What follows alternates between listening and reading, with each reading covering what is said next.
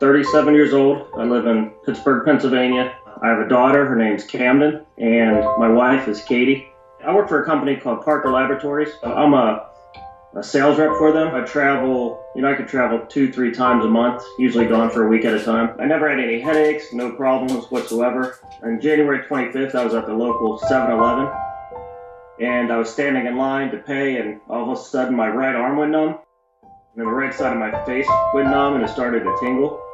So my first thought I was having a stroke or a heart attack. I didn't know what was going on, and it really happened twice a day until I had my surgery. So that was on a Friday. That Monday I went to see my general practitioner, and he told me to go get an MRI. So I got the MRI. It was probably the end of February, beginning of March.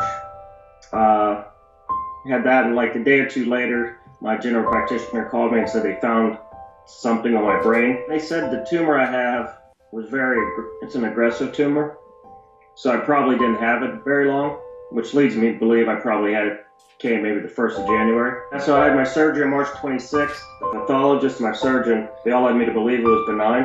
So when I went April 8th, I was kind of hoping, and I really thought it was going to be benign, but they told me it was cancerous.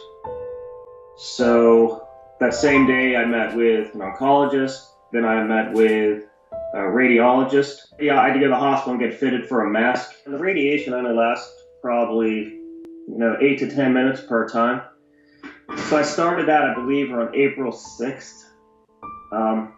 So I did radiation and chemo for 6 weeks straight.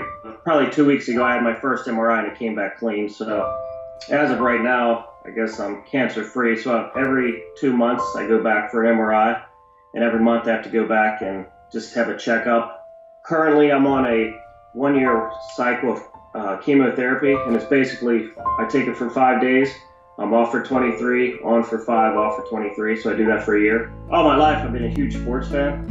Through college, all day I would watch SportsCenter. I think Mike's been on about 11 years. A few years ago, they started simulcasting on the radio and on TV. So it's pretty much, they're just a big part of they're pretty much my daily routine.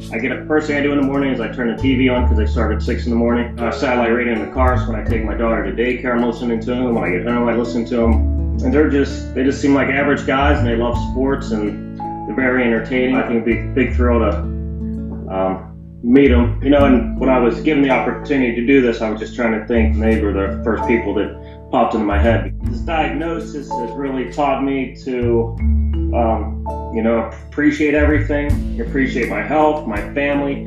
I need to take a lot of things for granted, and it's just amazing to see what people do without even knowing you. It really gives you the motivation and the energy to keep fighting for yourself and for them. So thank you for doing this for me.